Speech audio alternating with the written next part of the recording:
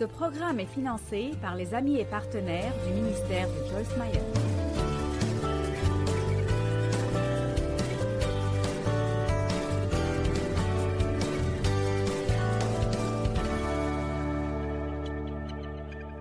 Notre but n'est pas juste d'être heureux, bien que ce soit un bon but en lui-même, mais notre but est de glorifier Dieu dans tout ce que nous faisons.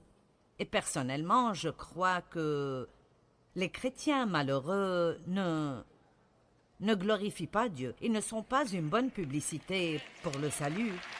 Alors, nous devons vivre nos vies d'une telle façon et toujours avoir une telle apparence qui fera que les gens veuillent avoir ce que nous avons. Et alors, je pense que la joie du Seigneur, qui est notre force, et notre paix, et notre patience, et d'autres choses comme ça, sont très importantes pour nous en tant que croyants si nous voulons vraiment être utilisés par Dieu. Et alors, Psaume 5:11 dit « Alors tous ceux qui se confient en toi se réjouiront en toi et seront pleins d'entrain. » Donc Dieu ne veut pas juste que nous ayons un petit peu, vous savez, de temps en temps. Il veut que nous soyons vraiment heureux et vraiment de bonne humeur et que nous le montrions sur notre visage pour que le monde remarque que nous avons quelque chose dont ils ont besoin. Amen. Et vous savez, après avoir vécu longtemps, je suis arrivée à la conclusion que l'essentiel est ce que tout le monde veut. Vous savez quoi? Ils veulent juste être heureux. Quand vous allez faire du shopping, vous le faites parce que vous voulez vous faire plaisir. Nous mangeons parce que ça nous rend heureux, nous mangeons trop parfois parce que ça nous rend heureux. Nous voulons avoir des relations parce qu'elles nous rendent heureux. Alors, la joie est juste quelque chose que tout le monde veut, mais malheureusement, beaucoup essayent de l'avoir de la mauvaise manière. Maintenant, je vais vous donner le numéro 12 d'abord. J'ai fait cela hier matin, et le numéro 12 est « décider d'être heureux ». Vous ne serez jamais heureux si vous ne décidez pas que vous serez heureux, malgré vos circonstances. Amen. Pouvez-vous décider d'être heureux malgré vos circonstances? Eh bien, je n'y ai jamais pensé. Vous savez, la joie ou la vraie joie divine n'est pas supposée être basée sur ce qui se passe. Bien que si vous regardez la définition du dictionnaire Webster, l'un des dictionnaires originaux écrits en 1828, il dit que la joie est le produit du fait que quelque chose de bien arrive avec vous, mais c'est aussi le fruit de vous attendre à ce que quelque chose de bien arrive avec vous. Et c'est ce que j'aime, que même si quelque chose de bien n'arrive pas avec moi maintenant, il n'y a pas de démon qui pourra me garder de m'attendre à ce que quelque chose de bien arrive avec moi. L'ennemi pourra peut-être manipuler vos circonstances, mais il ne peut pas s'attaquer à votre cœur et votre espoir. Vous pouvez être plein d'espoir et vous attendre à ce que de bonnes choses arrivent si vous le décidez. Donc, je le dirai de nouveau peut-être plusieurs fois aujourd'hui, décidez d'être heureux. Et n'attendez pas que vos circonstances vous dictent que vous pouvez avoir cette joie. Décidez d'être heureux. Que tout le monde dise « Je serai heureux ». J'ai décidé que je ne vais pas perdre un autre jour en étant malheureuse. Je suis heureuse. Maintenant, la première chose... La première chose dont nous avons parlé hier est que si vous voulez être heureux, vous devez croire ce que la parole de Dieu dit à votre propos et spécialement quand il s'agit de qui vous êtes. Et voici l'essentiel. Vous n'allez jamais jouir de la vie si vous ne vous aimez pas. Donc, je ne peux pas parler de tout cela de nouveau, mais si vous ne vous aimez pas, vous devez vraiment rapidement dépasser cela et prendre une autre décision parce que vous êtes coincé avec vous-même toute votre vie. Ce n'est vraiment pas sorcier, mais ça a été vraiment bouleversant pour moi quand j'ai réalisé qu'où que j'aille, me voici. Donc vous n'allez jamais vous éloigner de vous-même, alors vous feriez mieux d'arriver à enterrer la hache de guerre et de dire « Je m'aime vraiment ». Malgré tous mes défauts et ma bizarrerie, je m'aime bien et Dieu est en train de me changer. L'année prochaine, je ne serai pas comme je le suis maintenant, mais alors que je suis en train d'être changé, je ne vais pas être en guerre contre moi-même. Je m'aime bien. Dites tous, je m'aime. La deuxième chose dont nous avons parlé hier était de vivre un jour à la fois et en jouir. C'est bien. La troisième chose dont nous avons parlé est de rester en paix. Maintenant, la quatrième chose dont nous devons parler aujourd'hui est que pour être heureux, vous devez apprendre à donner votre vie. Dans l'économie de Dieu, ce à quoi vous vous accrochez est ce que vous finirez par perdre. Et ce que vous êtes prêt à abandonner, vous le récupérez avec intérêt multiplié plusieurs fois. Tout ce que vous donnez à Dieu, vous le recevrez multiplié.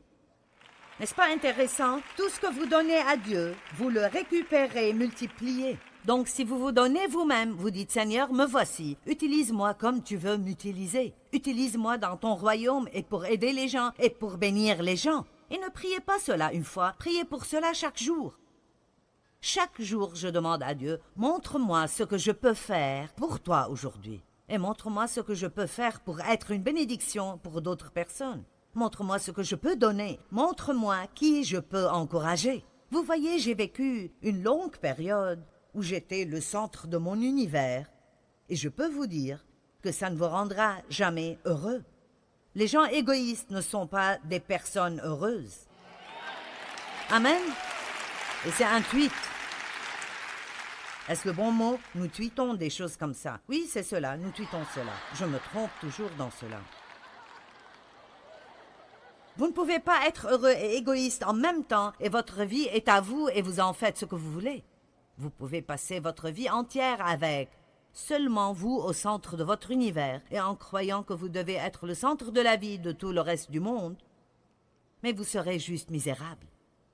Et alors vous pouvez décider aujourd'hui, je vais juste donner ma vie à Dieu et lui dire de faire ce qu'il veut avec. Matthieu 16, 24. Alors Jésus dit à ses disciples, « Si quelqu'un désire être mon disciple, qu'il renonce à lui-même, s'abandonne, se perde de vue et s'oublie lui et ses propres intérêts. » Maintenant, vous oublier ne veut pas dire que vous ne devez pas vous occuper de vous-même, mais ça veut juste dire que vous n'allez pas penser à vous-même tout le temps. Amen. Levez-vous le matin, pensez à comment vous pouvez être une bénédiction pour quelqu'un d'autre, ou pensez à Dieu, mais faites quelque chose d'autre que de penser à vous-même. Qu'il se charge de sa croix et qu'il me suive. Maintenant, il y a eu tellement de conversations à propos de porter la croix, vous savez. Ce problème est la croix que je dois porter, cette maladie est la croix que je dois porter, cette tragédie est la croix que je dois porter. Non, ceci n'est pas biblique. La croix que nous portons est de nous oublier, de nous perdre de vue, nous et tous nos propres intérêts, et de dire « Me voici Dieu, un vaisseau vidé de moi-même. Remplis-moi de toi et fais ce que tu veux de moi et à travers moi aujourd'hui. » Allez, ceci devrait vous exciter ici. Amen. Maintenant, je dois vous dire que si vous n'êtes pas habitué à vivre comme cela, vous passerez par un choc culturel. Ce sera très difficile au début parce que nous sommes très accoutumés à être sur le trône de nos vies et accoutumés à penser à nous-mêmes d'abord, en tout point. Et c'est difficile au début parce qu'il y a une mort. Il y a une mort qui arrive, mais je vais vous prouver aujourd'hui que pour pouvoir vraiment vivre, vous devez d'abord mourir. Et je ne parle pas de laisser la terre pour aller au ciel, ceci est la mort ultime pour vivre. Mais en fait, si vous voulez vraiment avoir une vraie vie, une vraie qualité de la vie, où vous sentez que votre vie compte vraiment et fait une différence, alors vous devez être prêt à mourir à vous-même, à ne pas avoir tout ce que vous voulez et être heureux malgré tout. Vous n'êtes pas aussi heureux que j'aimerais que vous le soyez. Certains pensent, « Eh bien, je n'obtiens déjà pas ce que je veux. » Oui, mais vous n'êtes pas heureux malgré ça. Verset 25, car quiconque. Nous allons revenir au verset 24 parce que je veux m'assurer que vous comprenez ceci. Alors Jésus dit à ses disciples, si quelqu'un désire être mon disciple, qu'il renonce à lui-même, s'abandonne, se perde de vue et s'oublie, lui et ses propres intérêts, qu'il se charge de sa croix et qu'il me suive. S'accroche solidement à moi, soit pleinement conforme à mon exemple dans la vie et si besoin est dans la mort aussi. Car celui qui est préoccupé de sauver sa vie temporaire, son confort et sa sécurité ici, la perdra, la vie éternelle. Mais celui qui perdra sa vie, son confort et sa sécurité ici, à cause de moi, nous ne faisons pas cela parce que c'est plaisant ni pour d'autres personnes. Nous le faisons pour lui. Et laissez-moi clarifier de nouveau que vous oublier et vous perdre de vue, vous et vos propres intérêts, ne veut pas dire que vous ne pourrez jamais faire ce que vous voulez faire et que vous ne faites jamais de bons plans pour vous-même. Ne prenons pas cela hors contexte. Ce que ça veut vraiment dire est que vous n'allez pas juste vivre pour vous-même et rien d'autre. J'encourage les gens à s'occuper d'eux-mêmes. J'encourage les gens à rester équilibrés et à faire des choses pour vous-même dont vous jouissez, mais c'est quelque chose de totalement différent de ce que tout tourne autour de vous. Amen. À quoi cela sert à un homme s'il gagne le monde?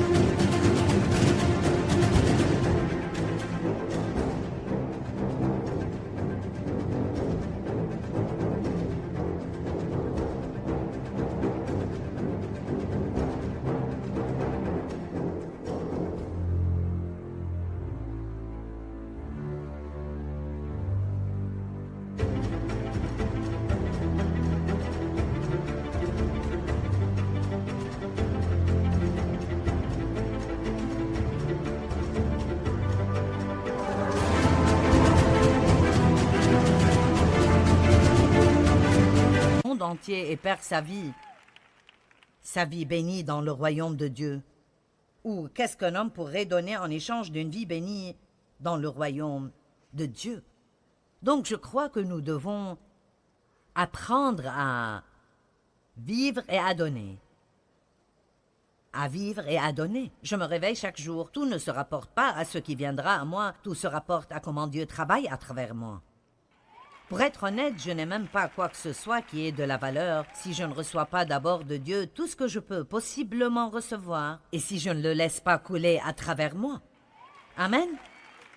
Croyez-moi, vous ne voulez pas ce que j'ai à vous donner, mais j'ai fait de mon mieux pour laisser Dieu couler à travers moi ce week-end pour que vous puissiez avoir plus de lui dans vos vies. Et c'est ce que Dieu veut que nous fassions pour chaque personne que nous rencontrons. Maintenant, Jean 12, 24 à 26 sont juste des passages merveilleux et je vais construire ce message autour de cela. Alors, verset 24, je vous l'assure, je vous le dis solennellement. Je vous le dis solennellement. Ce n'est pas grave d'être occasionnellement solennel à l'Église. Si le grain de blé que l'on a jeté en terre ne meurt pas, il reste un grain unique. Il ne devient jamais plus, mais il vit tout seul, isolé. Mais s'il meurt, il porte beaucoup de fruits et donne une moisson abondante. Je veux vous encourager à juste lire ce passage plus tard encore et encore et encore. Mais voici mon meilleur essai de donner un exemple. Ceci est le noyau d'une pêche de Géorgie. Mon mari a gentiment mangé la pêche ce matin, a nettoyé le noyau et l'a séché avec un séchoir. Il est si gentil. Il est juste si gentil. Maintenant, si ce noyau n'est pas enterré, il restera toujours ainsi. Pas vraiment très attrayant. Maintenant, si vous n'êtes pas prêt à être enterré, façon de parler, vous n'allez jamais être quoi que ce soit d'autre que ce que vous êtes. C'est tout. Rien d'autre. Mais si vous faites une petite étude sur les graines, ce qui arrive quand vous mettez ce noyau dans la terre, d'abord, il est caché dans l'obscurité. Nous n'aimons pas les temps de ténèbres dans nos vies, mais ils ont tendance à briser la coque extérieure qui nous couvre et de nous ouvrir aux choses plus grandes que Dieu a déjà mises à l'intérieur de nous. Quand vous êtes né de nouveau, tout ce que Dieu est vient en vous. Une graine de tout ce que Dieu est vient en vous, et si vous me permettez de le dire de cette façon, vous devenez enceint de la divinité. Amen. Enceint de la ressemblance à Christ et de la piété.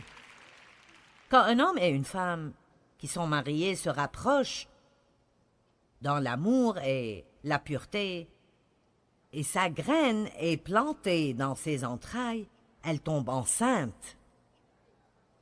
Allez, et comme cette graine est bien nourrie et bien gardée, alors éventuellement elle accouche. Mais laissez-moi juste vous rappeler que l'accouchement vient aussi avec de la douleur. Amen? Juste en passant, d'accord? Et si cette graine avait des émotions, nous allons imaginer pendant un instant qu'elle a des émotions. Elle jouit probablement juste d'être une graine. Et soudainement, quelqu'un, nous dirons Dieu, vient et la met dans la terre. Il l'enterre dans l'obscurité. Elle suffoque là, il fait chaud là, il y a la pression de la terre. Mais la chaleur de la terre et la pression de l'enterrement ouvrent éventuellement cette couche externe. Allons maintenant, vous devez prendre tout cela spirituellement. Amen.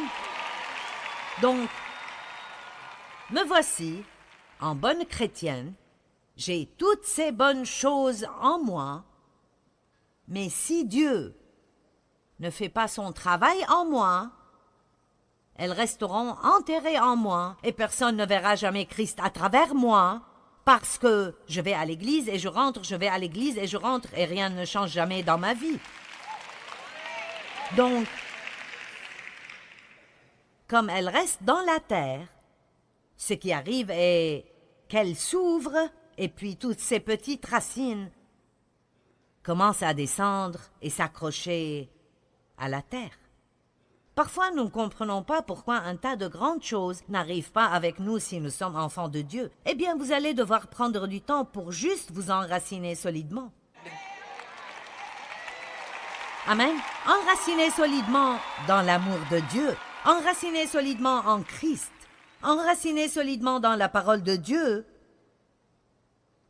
Et puis, éventuellement, quand cette racine est arrosée, je pense que c'est génial que Dieu parle d'être arrosé par la parole. Amen. Comme cette graine est arrosée, et nourrie et gardée, alors, après un temps, personne ne connaît le moment exact, mais après un temps, poup, poup, poup, poup, poup, poup, poup, poup, poup, poup, poup, poup, poup, poup, poup, poup. Et après un temps, cette chose qui était juste cette graine repoussante, cette graine dure et inutile,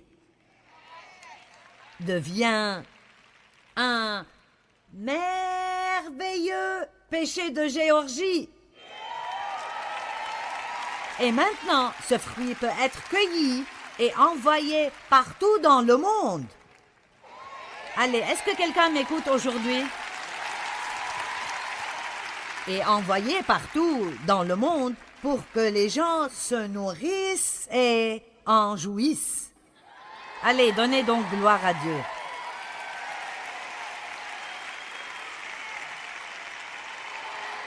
Et je vais prendre un moment et juste parler gentiment à notre audience télé.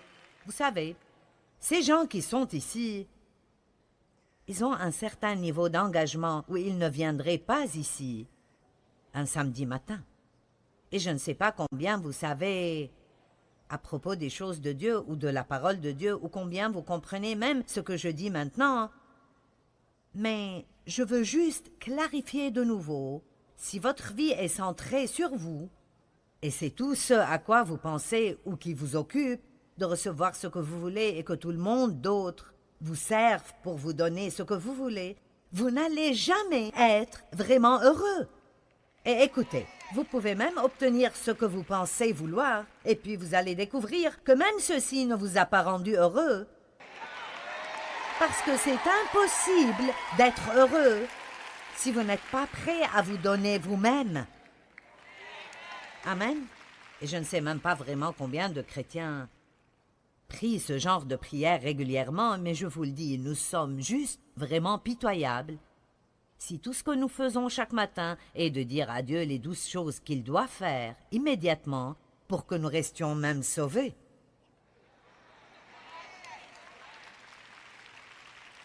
Eh bien Dieu, si tu ne me fais pas ceci, je ne peux pas être heureux. Et si tu ne me fais pas cela, je ne sais pas si je pourrai continuer. Et si je dois supporter cela un jour de plus, Dieu, je ne pense pas que je peux supporter plus. Oui, nous avons tous des choses que nous voulons. Chacun de nous a des choses qu'il veut. J'ai des choses que je veux. Mais vous savez ce que j'ai appris? Si vous cherchez le royaume, Dieu ajoutera les choses. Amen. Et, Psaume 37, mets ta joie en Dieu et il comblera les vœux de ton cœur. Très bien. Maintenant, 2 Corinthiens chapitre 8, verset 5. Et là, j'aime cela. J'aime cela. Certains d'entre vous commencent déjà à se sentir un peu plus libres, juste avec cette pensée. Je peux sentir cela dans mon esprit aujourd'hui. C'est un peu comme « Waouh !» Allez, pourquoi ne prenez-vous pas votre retraite de vous occuper de vous-même?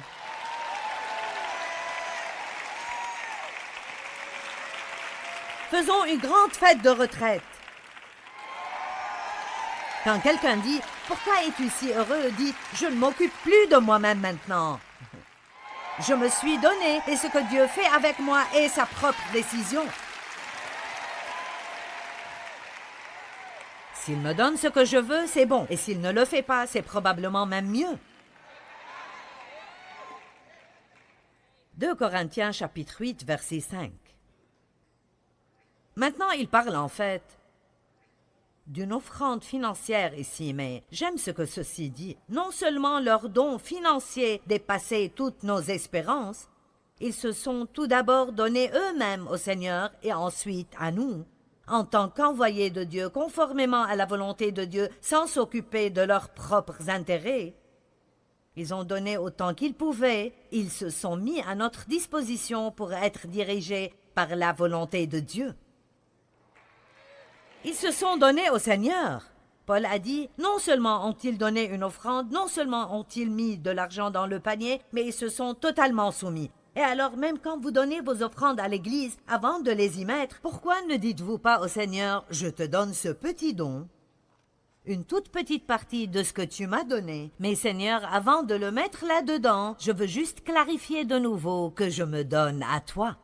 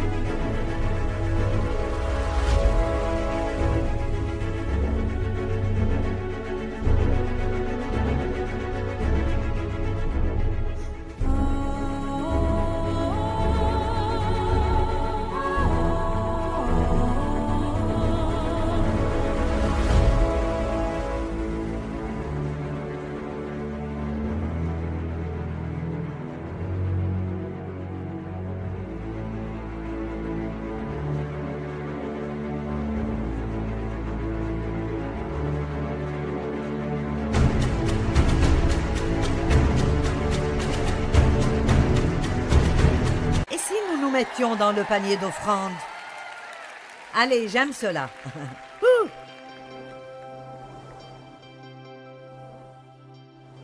Peut-être que 3 des plus grandes clés de la joie sont la gratitude, l'espoir et juste apprendre à rester positif dans toute situation. Vous savez, ces choses peuvent faire une grande différence dans la création d'une vie heureuse. Elles étaient une révélation pour moi et elles m'ont vraiment aidé à transformer mon attitude. Je sais que vous voulez vraiment être heureux. Qui ne veut pas être heureux? Nous voulons tous être heureux.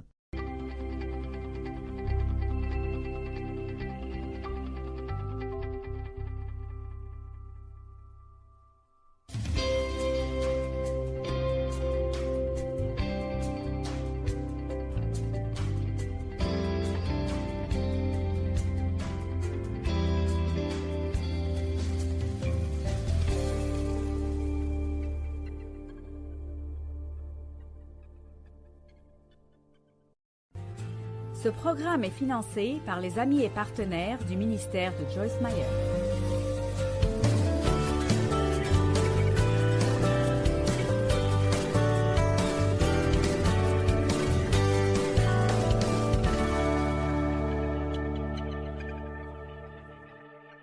Le point suivant dont je veux discuter est ne laissez pas d'autres personnes mener votre vie si vous voulez être heureux. Je savais que j'allais recevoir des réactions sur ce point. Jusqu'à ce que nous apprenions à réussir à être nous-mêmes, ce qui signifie suivre votre cœur, pas votre chair, votre cœur, ce qui signifie de suivre le leadership de l'Esprit Saint. Allez, le leadership de l'Esprit Saint. Nous n'allons jamais être vraiment heureux. Galates chapitre 1, verset 10, Paul a dit « Et maintenant, est-ce la faveur des hommes que je désire ou celle de Dieu? Est-ce que je cherche à plaire aux hommes? Si je cherchais encore à plaire aux hommes, je ne serais pas serviteur du Seigneur Jésus-Christ. » Paul a dit « J'aurais perdu toute cette opportunité d'être un apôtre du Christ. » Et je peux vous le dire, si j'essayais de rendre les gens heureux, assurez-vous que je ne serais pas devant vous, ici aujourd'hui. C'est impressionnant ce que nous nous trompons nous-mêmes et ce que nous trompons également les gens autour de nous. Parce que Dieu n'a pas juste quelque chose pour vous qui vous satisfera, mais il veut vous utiliser pour accomplir quelque chose en quelqu'un d'autre. Et j'aurais probablement raison si je dis que la majorité des personnes ratent l'accomplissement de leur destin.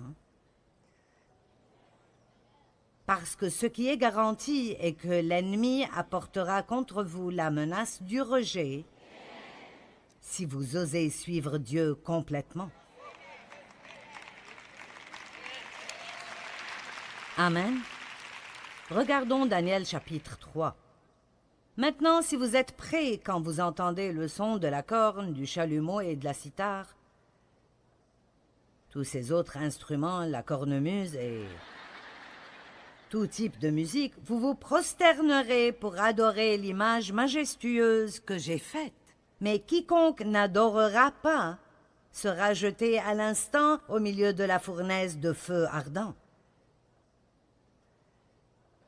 Et qui est le Dieu qui peut vous aider? Maintenant, Daniel et ses amis, Sidrac, Misak et Abdenago, ont été appelés au service du roi, pas où ils auraient voulu être, mais ils sont entrés à son service. Et au milieu de cela, ils ont toujours été déterminés à se comporter comme des hommes de Dieu. Maintenant, ceci est un grand exemple de la situation dans laquelle nous sommes aujourd'hui, de même que d'autres personnes dans d'autres générations. Laissez-moi vous dire quelque chose. Il y a une persécution des chrétiens.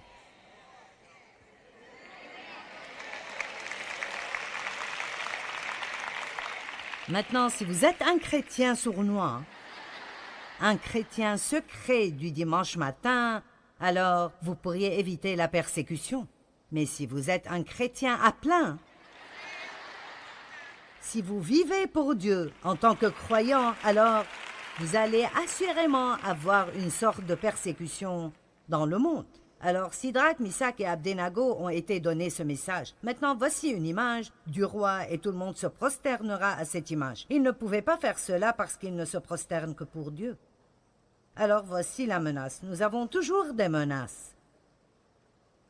Si vous ne vous prosternez pas, vous allez souffrir pour sûr. Pour eux, ils allaient être mis dans la fournaise de feu. Pour nous, parfois, cela veut dire sortir du groupe. Nous n'allons plus t'aimer. Nous allons parler à propos de toi, vous savez. Bla bla, bla bla bla. Vous savez, bla bla bla. Combien d'entre vous savent de quoi je parle? D'accord. Verset 16, Sidrac, Misak et Abdenago répondirent au roi. Ô Nabuchodonosor, nous n'avons pas besoin de te donner une réponse sur ce point. C'est tellement stupide, je ne vais même pas te répondre. Si vraiment notre Dieu que nous servons peut nous délivrer de la fournaise de feu ardent, il nous délivrera de ta main, ô roi. Cela ne signifie pas s'il le peut, s'il est capable de cela. Ce que ça signifie vraiment est que si la meilleure chose, si c'est ce que Dieu veut faire, il va nous délivrer. Mais sinon, qu'il soit connu de toi, ô roi, que nous ne servirons pas tes dieux et n'allons pas nous prosterner devant la statue d'or. Alors, en d'autres termes, vous faites ce que vous voulez, mais nous avons décidé de suivre Jésus. Vous faites ce que vous voulez, mais j'ai pris ma décision. Et alors, Nabuchodonosor fut rempli de fureur, l'aspect de son visage fut changé en ennemi. Quelqu'un vous a déjà donné un regard comme ça? Envers Sidrac, Misak et Abdenago, alors il ordonna de chauffer la fournaise 7 fois plus que la normale. J'aime ça. Allez, vous prenez la bonne décision et les problèmes se multiplient. Et il commanda à quelques soldats parmi les plus vigoureux de lier Sidrac, Misak et Abdenago et de les jeter dans la fournaise. Maintenant faites attention. Alors ces 3 hommes furent liés avec leurs habits, leurs tuniques, leurs robes, leurs manteaux et leurs autres vêtements et jetés dans la fournaise de feu ardent. Comme l'ordre du roi était pressant et la fournaise excessivement chauffée, la flamme de feu tua ces soldats du roi qui y avait jeté Sidrac, Misak et Abdenago.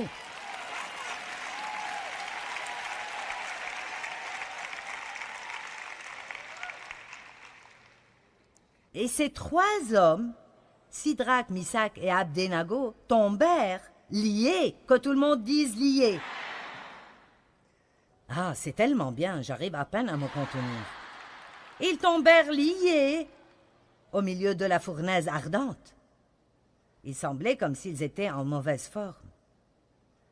Alors le roi Nabuchodonosor fut dans la stupeur et se leva précipitamment. Il dit à ses conseillers, « N'avons-nous pas jeté au milieu du feu 3 hommes liés ?»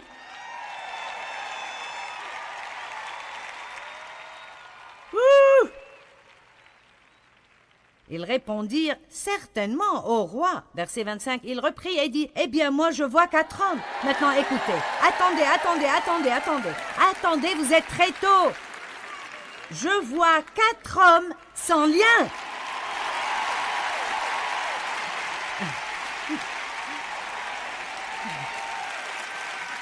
Trois d'entre eux sont entrés liés, le 4e est entré avec eux, et il a effectivement utilisé ce que le roi voulait utiliser pour les détruire afin de couper les entraves de leur vie.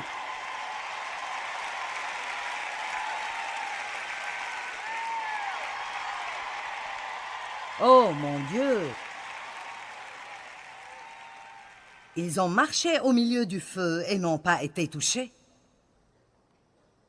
Verset 26, puis Nabuchodonosor s'approcha de la porte de la fournaise. De feu, il dit, Sidrac, Misak et Abdenago, serviteurs du Dieu très haut, sortez et venez.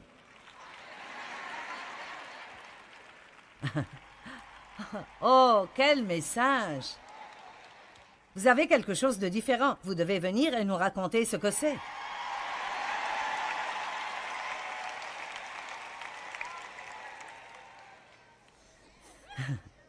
Alors Sidrac, Misac et Abdenago sortirent du milieu du feu. Les satrapes, les intendants, les gouverneurs et les conseillers du roi s'étant rassemblés regardèrent ces hommes et virent que le feu n'avait aucun pouvoir sur eux, que leurs cheveux n'avaient pas été brûlés, que leurs habits n'étaient pas endommagés et que ces hommes ne sentaient même pas le brûler.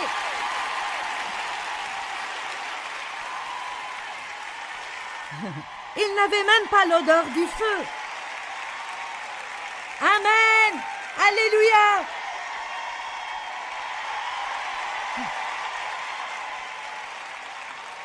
Maintenant,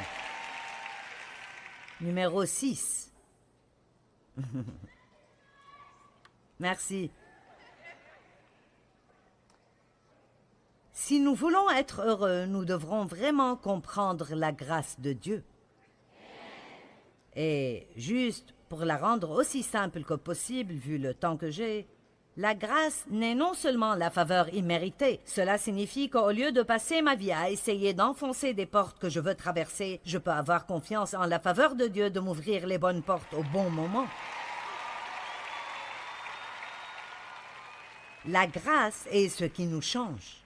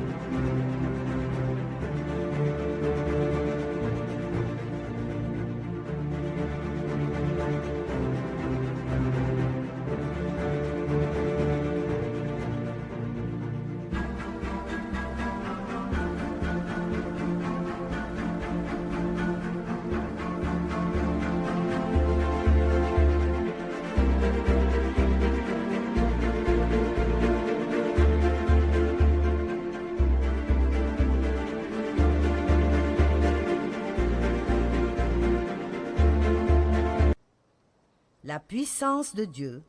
La grâce n'est non seulement la faveur imméritée, c'est la puissance de Dieu qui nous est donnée gratuitement pour que nous puissions faire facilement ce que nous ne pensions jamais pouvoir faire sans lutte et effort. C'est ma définition personnelle. Je répète, la grâce est la puissance de Dieu qui nous est donnée gratuitement. Ce que nous devons faire, c'est la recevoir. Elle nous met à même. La grâce et la puissance qui nous met à même nous permet de faire facilement ce que nous ne pourrions pas faire sans lutte et effort si nous n'avions pas Dieu. Écoutez-moi, j'ai essayé tellement d'années de me changer parce que je savais que j'avais des problèmes. J'ai essayé d'être heureuse et d'être en paix. J'ai essayé d'être une meilleure personne. Vous savez, j'ai essayé et essayé et essayé. Et au lieu que ça marche, je devenais pire parce que plus nous sommes frustrés, plus nous nous empirons. Et Dieu a commencé à m'enseigner par sa parole qu'il n'y a que sa grâce qui peut me changer. Pour rendre cette histoire un peu plus courte, nous sommes sauvés par sa grâce, nous comprenons cela. C'est comme, eh bien, je suis là, Dieu. J'ai tout essayé. Si tu ne m'aides pas, je suis foutu. Et nous recevons. Nous n'obtenons pas le salut. Je n'aime pas ce terme. Combien de personnes ont obtenu le salut? Nous avons à peu près 1200 personnes qui ont reçu Christ dans cette conférence. Vous ne pouvez pas obtenir un cadeau gratuit. Vous recevez des cadeaux. Vous êtes sauvés par la grâce, par le moyen de la foi. C'est un don de Dieu, ce n'est point par les œuvres. Et de la manière par laquelle nous sommes sauvés, nous devons apprendre à vivre. Maintenant, la grâce est une série d'enseignements de...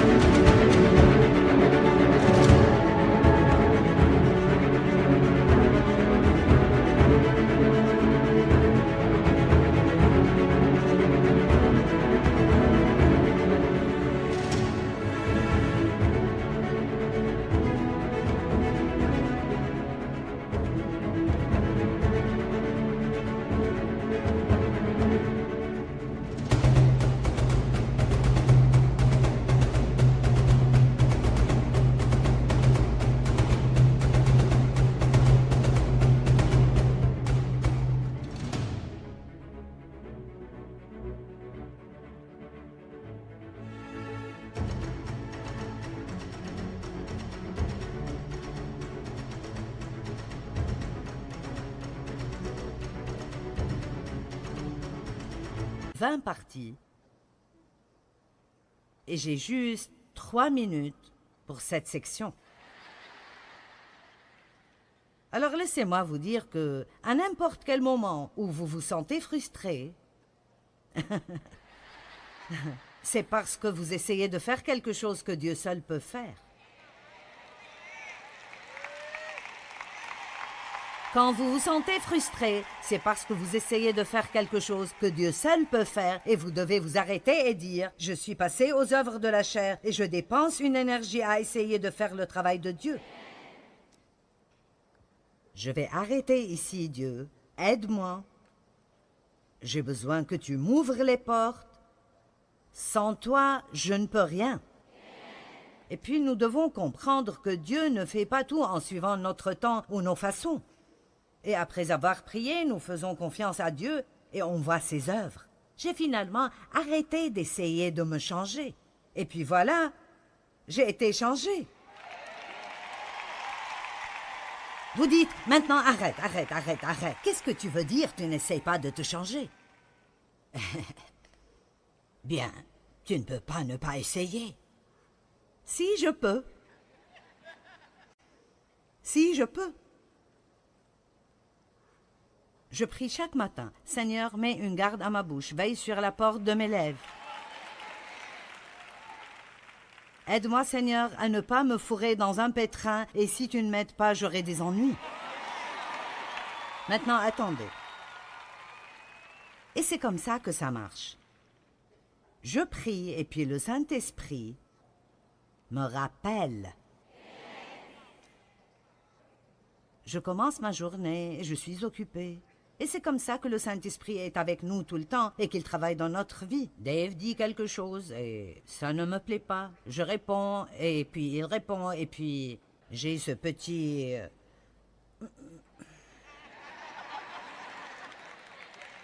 Bon, vous voyez, vous avez compris. Maintenant, vous savez, peut-être que vous n'êtes pas comme nous et vous dites de quoi est-ce qu'elle parle. Eh bien, le Saint-Esprit vit en nous et la Bible dit dans Romains 7,6 que nous sommes délivrés de la loi. Nous ne vivons plus par toutes ces règles et régulations sur la manière dont nous devons vivre pour que Dieu nous aime, mais nous vivons maintenant par les impulsions du Saint-Esprit.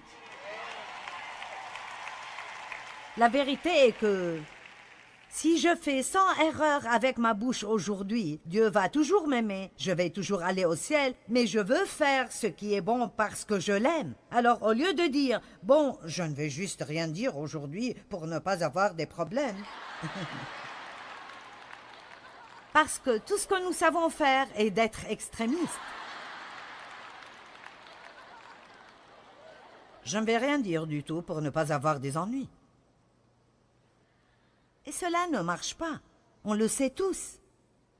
On peut se taire pour une petite période, mais quand nous ouvrons notre bouche...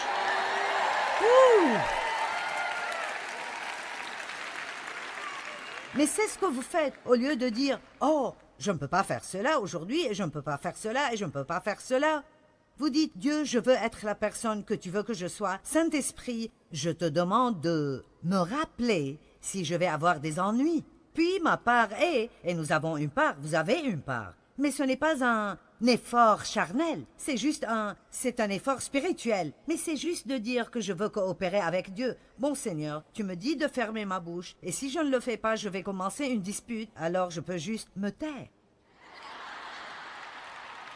Vous n'avez pas compris cela, est-ce que c'est difficile?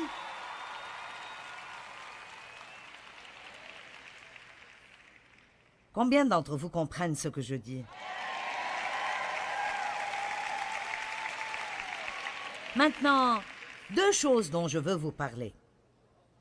Premièrement, je veux que nous regardions 1 Corinthiens 15:10. L'apôtre Paul a dit « Mais par la grâce, la faveur non méritée et la bénédiction de Dieu, je suis qui je suis. »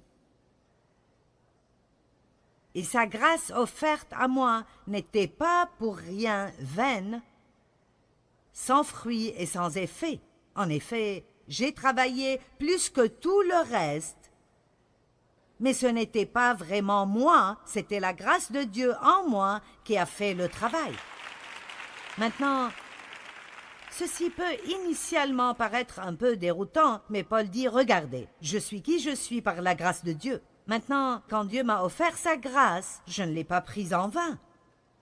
J'ai pris cette puissance du Saint-Esprit et je l'ai utilisée pour faire ce que Dieu voulait que je fasse. Et maintenant, Paul dit, d'accord, je suis là, je suis un apôtre réussi, mais laissez-moi vous rappeler que c'est juste dû à la grâce de Dieu. Et je peux vous dire aujourd'hui, je veux dire honnêtement, quand je viens ici et je prêche, et je l'ai fait pour 40 ans maintenant, mais quand je viens et je prêche, je suis comme si j'étais une personne différente. Et ceci n'a probablement pas de sens, mais c'est comme, je suis comme... Parce que vous voyez, quand la grâce et la puissance et l'onction de Dieu viennent sur vous, que ça vous transforme en une personne différente. Nous pouvons faire des choses...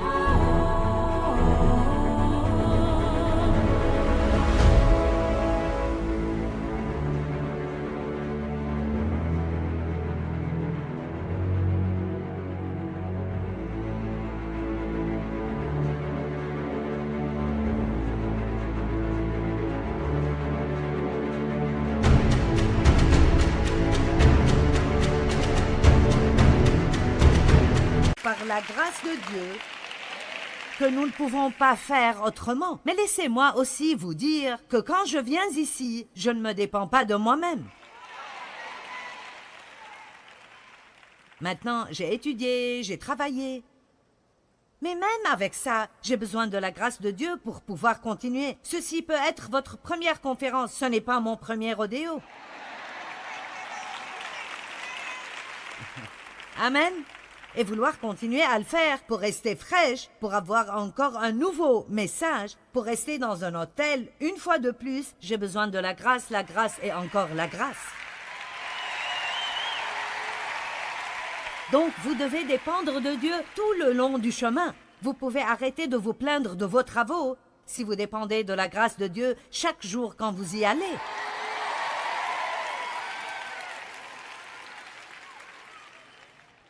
Oh, j'aurais aimé avoir un jour de plus.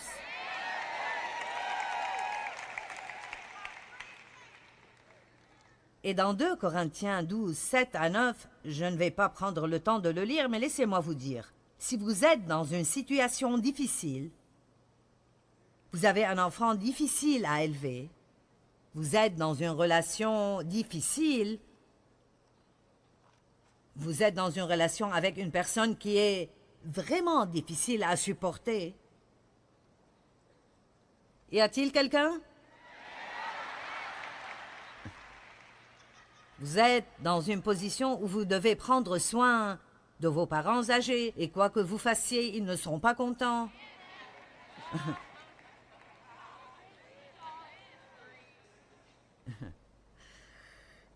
Oui. Je veux que vous m'écoutiez. Quel que soit l'endroit où Dieu vous a placé,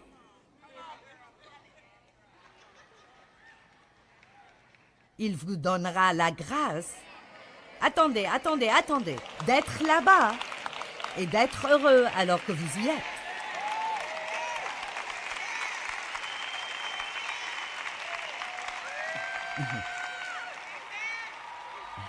Paul prie que Dieu s'occupe de ce que la Bible appelle épine dans la chair. Il a prié Dieu 3 fois et le Seigneur lui a dit « Je ne vais pas l'enlever. Ma grâce est suffisante. » Et la Bible amplifiée dit « Ma grâce est suffisante pour te permettre de supporter les problèmes fermement.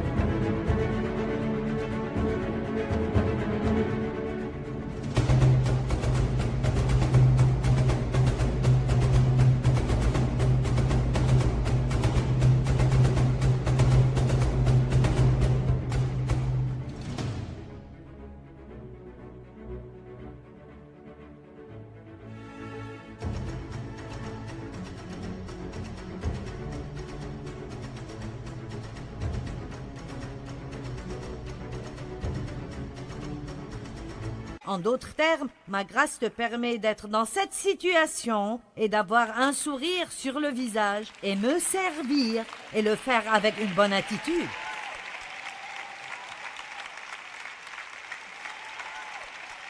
Mais vous n'allez pas avoir la grâce si vous êtes comme « Oh, je dois aller à ce travail stupide et conduire dans cet embouteillage stupide et je ne fais pas assez d'argent et je déteste ce travail et je déteste les gens. » Alors ne vous attendez pas à recevoir la grâce. Mais si vous vous levez et vous dites « Dieu, c'est là où je suis maintenant.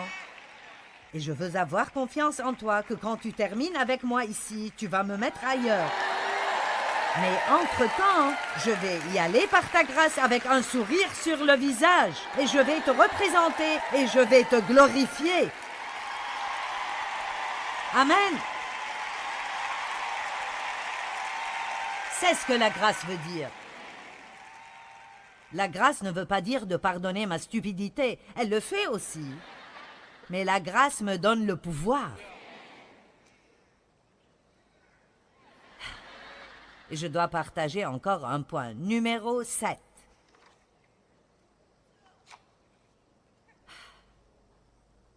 Il y a 4 choses que vous devez comprendre à propos des gens.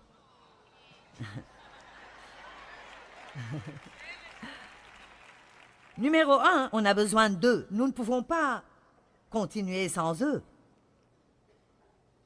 Et Dieu l'a voulu. Il nous a formés de façon à ce que personne n'a tout.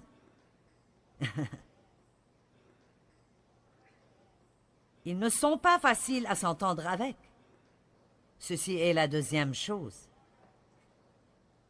Numéro 3, la plupart des gens avec qui nous devons travailler ne sont pas comme nous.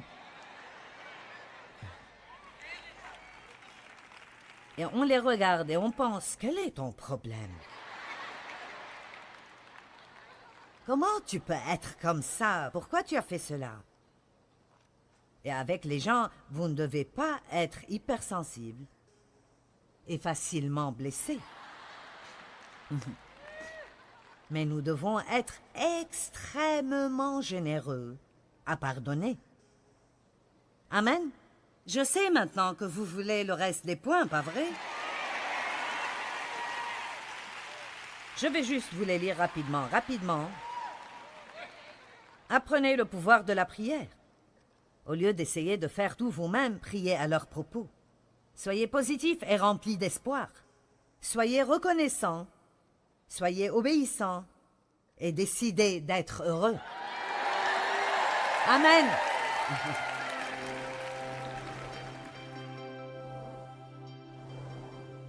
Peut-être que 3 des plus grandes clés de la joie sont la gratitude, l'espoir et juste apprendre à rester positif dans toute situation. Vous savez, ces choses peuvent faire une grande différence dans la création d'une vie heureuse. Elles étaient une révélation pour moi et elles m'ont vraiment aidé à transformer mon attitude. Je sais que vous voulez vraiment être heureux. Qui ne veut pas être heureux? Nous voulons tous être heureux.